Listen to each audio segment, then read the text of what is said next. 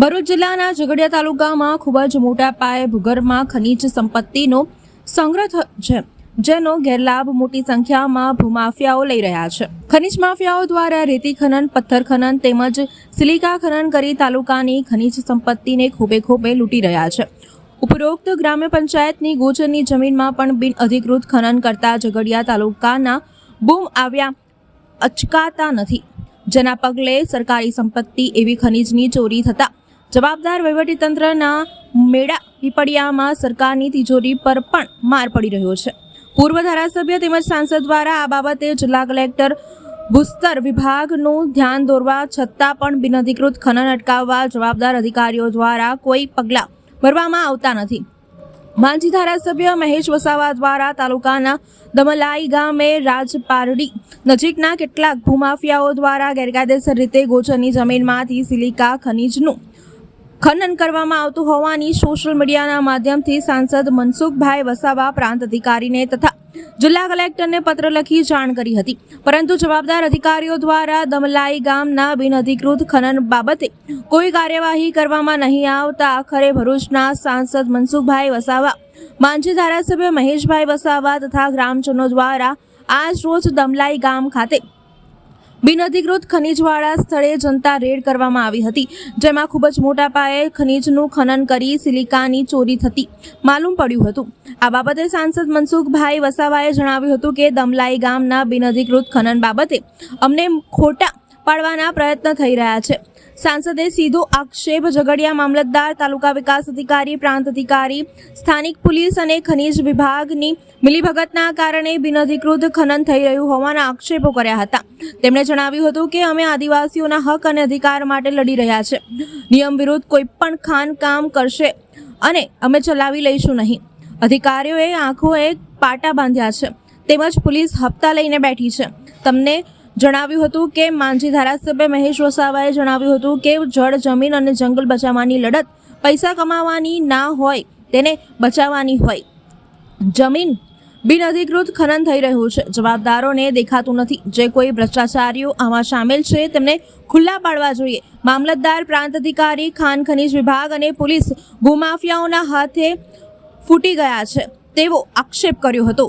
આજ રોજ અમે જનતા રેડ સિલિકાની જે ચોરી થઈ છે ડમલાઈ ખાતે ઝઘડિયા તાલુકાની અંદર અમને જ્યારે માહિતી આપવામાં આવી, એક જાગૃત નાગરિક તરીકે એક ડમલાઈના એક માણસે આપી અને પોતાનું નામ નથી આપ્યું, પણ એમને વિડીયો અને અમને અપલોડ કર્યા અને મેં રાતે માન્ય આપણા સાંસદ સભ્ય શ્રી એમને મારા સોશિયલ મીડિયાથી એમને મેં લખીને મોકલ્યો, વિડીયો મોકલ્યા ને એમને તરત પછી ટ્વીટ કરીને એમણે અધિકારીઓને જાણ કરી, છતાં બી આજ દિન સુધી અધિકારીઓ આ સ્થળ પર આવ્યા નથી।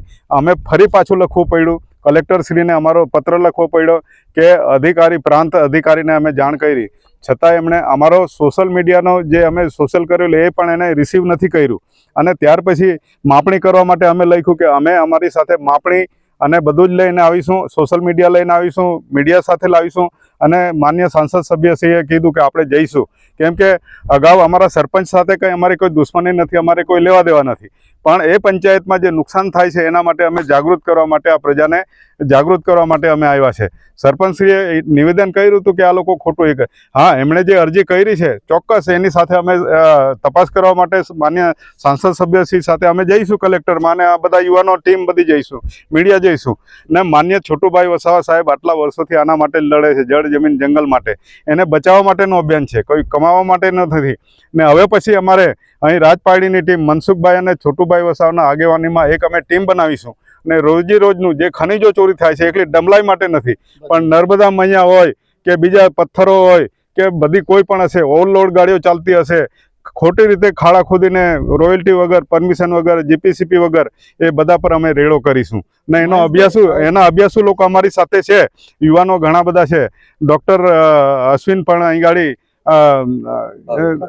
ભાવિનભાઈ એ પણ લડે છે, સાથે સાથે અમારી સાથે ઘણા પડિયાર છે, બીજા વૈભવ ભાવ છે, બધા જ અમે સાથે લડીશું। અને આ બધી ટીમ જે છે આજે જ્યારે અમારી સાથે હિંમત રાખીને બધા આવ્યા છે એમને પણ ધન્યવાદ। અને ચોક્કસ આના માટે અમે ચોક્કસ રેડો પાડીને આને બંધ કરવાની કોશિશ કરીશું ગેરકાયદેસર. કોઈનો અમે કાયદેસર રોકવા પણ નથી માંગતા, એને રોજગારી પણ છીનવવા નથી માંગતા, પણ કાયદેસર થવું જોઈએ ને બને ત્યાં સુધી સ્થાનિક લોકોને આનો ફાયદો થાય, સ્થાનિક ટ્રકોવાળાને ફાયદો થાય, સ્થાનિક લોકો પંચાયત, હું તો કેમ આવી ખાણો પંચાયતને અંદર બનાવી અને મંજૂરી મેળવીને પંચાયત પોતે કમાઈને ગામના લોકોનો વિકાસ થાય એવી અમે ઈચ્છા રાખીએ છીએ.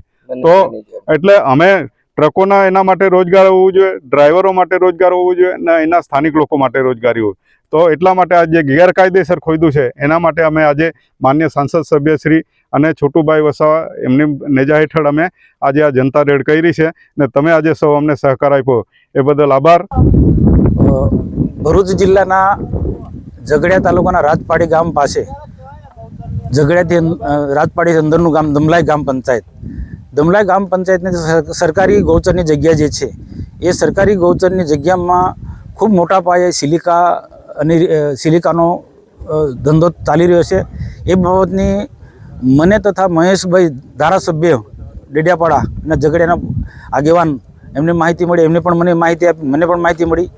ત્યાર પછી એમને પોસ્ટ મૂકી, મેં પણ મારી પોસ્ટ મૂકી કે ભાઈ આમાં કોણ કોણ ઇન્વોલ્વ છે. મારા પોસ્ટમાં પણ મેં સ્પષ્ટ લખ્યું હતું કે આ જે અમને જે માહિતી મળી તે પ્રકારે આ કૌભાંડની અંદર જે કાંઈ ગેરકાયદેસર પ્રવૃત્તિ ચાલી રહી છે, ગૌચરીની જમીન ખોદીને સિલિકા કાઢવામાં આવે છે ખૂબ મોટા પાયે, એમાં મોટા ભૂમાફિયાઓ છે, રાજકીય મોટી વગ ધરાવનારા લોકો પણ એમાં છે.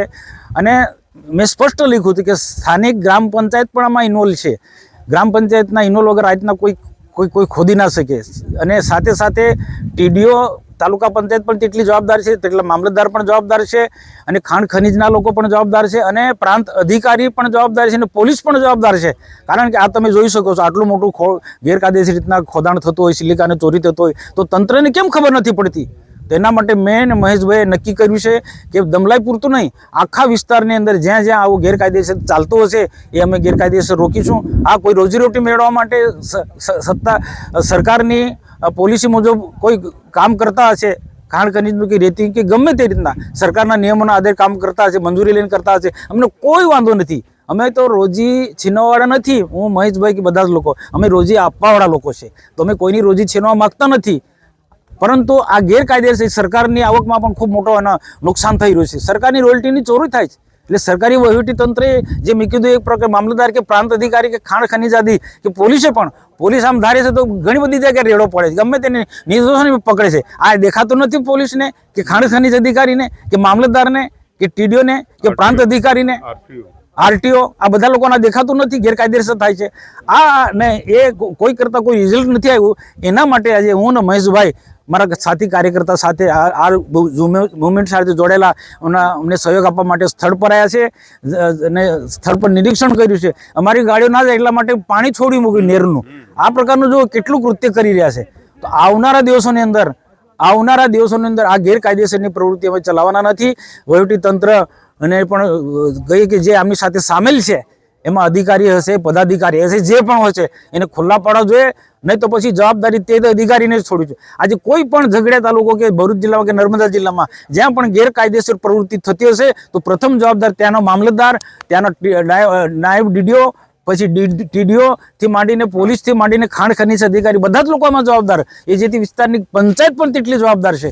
તો આવનારા દિવસોમાં કોઈ પણ જગ્યાએ ખાણ ખનીજમાં સંપત્તિ જે છે, ગામની સંપત્તિ છે, આદિવાસીની સંપત્તિ છે, એને કોઈ રીતના લૂંટતા જેવા લૂંટારાને લૂંટવા દેવાના નથી. અને મોટા મોટા વિસ્તારની અંદર તમે જોયું કે મોટી મોટી કંપનીના બોર્ડ આવ્યા છે. આ મોટી મોટી કંપનીઓ પણ અહીંના સ્થાનિક લોકોને સાથે રાખે, સ્થાનિક લોકોને રોજગારી આપે, અહીંના જે ગામો સ્થળાંતર થયા એને ભાગીદાર બનાવે, જે ગામો સ્થળાંતર થાય એને ફેસિલિટી તમામ પ્રકારની સુવિધા આપે, પછી આ મોટી કંપની ધંધો કરે. નહીં તો આ દમલાઈમાં સાથે જોડાયેલા નહીં, રાજપાડીની આસપાસ જે મોટા મોટા સિલિકાના મોટા મોટા બેનરો જોયા છે, બોર્ડ જોયા છે, એમની સામે પણ અમને લડાઈ લડીશું, ખોટું જો તમે કર્યું છે. અને અધિકારીઓને પણ કંઈ આવા લોકોને જે આવા ભૂમાફિયાઓને તમે પૈસાની લાલચમાં અધિકારી સપોર્ટ આપશો તેવા અધિકારીઓને અમે ખુલ્લા પાડીશું. જેમ મને મામલતદારને, જેમ પ્રાંતને અને જેમ ટીડીઓને અને પંચાયતને અને પોલીસને અને ખાણ ખનીજને ખુલ્લા પાડ્યા એ રીતના બાકીના લોકોને પણ આવનારા દિવસોમાં ખુલ્લા પાડીશું. સિલિકા ગઈ કાં છે સાહેબ, એની બી તપાસ થવી જોઈએ અહીંથી જે ગયું. તમે સોશિયલ મીડિયામાં પોસ્ટ મૂકી તપાસની માંગ કરી, ત્યાર પછી તંત્ર દ્વારા કોઈ કાર્યવાહી કરવામાં આવી છે સર? તંત્ર દ્વારા કોઈ જ કાર્યવાહી કરી નથી. કારણ કે એનો મામલતદાર ફૂટલો છે, એના પ્રાંત અધિકારી ફૂટલા છે, ખાણ ખનીજના અધિકારી ફૂટલા છે, પોલીસ પણ તેટલી ફૂટલી છે, અને પંચાયત પણ ઇન્વોલ્વ છે. એટલે ખાલી ખોટા બાના એક સવારે કોઈ ખાણ ખનીજના લોકો આવીને ગયા દેખાવ પૂરતો, પણ હકીકતમાં અમે સ્થળ પર જાતે અમારી સાથે આવવું જોઈતું તેમને. ખરેખર તો અધિકારી અમારી સાથે આવવું જોઈતું હતું, તો સત્ય બહાર આવતું ને એમને સત્ય વસ્તુ શું પછી ખબર